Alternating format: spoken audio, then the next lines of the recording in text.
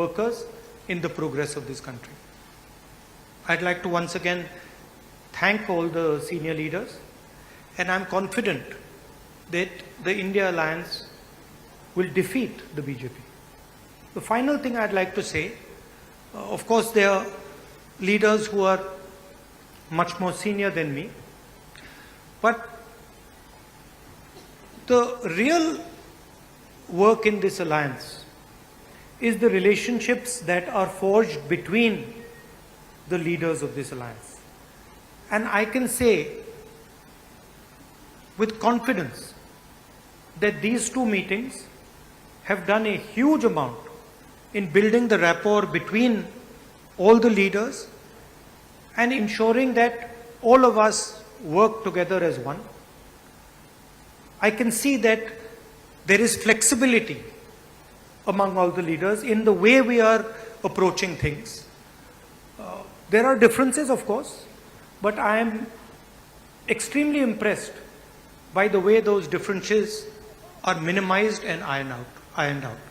Thank you very much. Of course, I don't want to comment much about the press, but I think Laluji said it best. You're also in some ways restricted and chained, and India Alliance is working to free you from your chains. Thank you.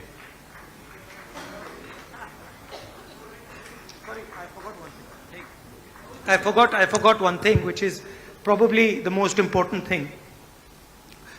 I spent a week in Ladakh. I went to Pangong Lake, right in front of where the Chinese are. And I had detailed discussions, probably the most detailed discussions that any politician outside Ladakh has had with the people of Ladakh. And specifically, the shepherds of Pangong Lake, the leaders of Pangong Lake, and the common people who live around Pangong Lake. And they categorically told me that the Chinese have taken Indian land. They categorically told me that the Prime Minister is lying about the fact that the Chinese have not taken Indian land. And every single person in Ladakh knows that the people of India and the people of Ladakh have been betrayed by the government of India. There is clearly an accommodation that has happened between the government and the Chinese.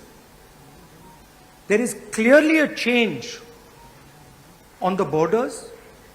Our shepherds themselves told us that they are not being allowed into the areas where they were allowed. So this is known to everybody. Unfortunately, our press doesn't raise these issues, but these are issues of national importance, of national security, and it is shameful, extremely shameful, what has happened in Ladakh.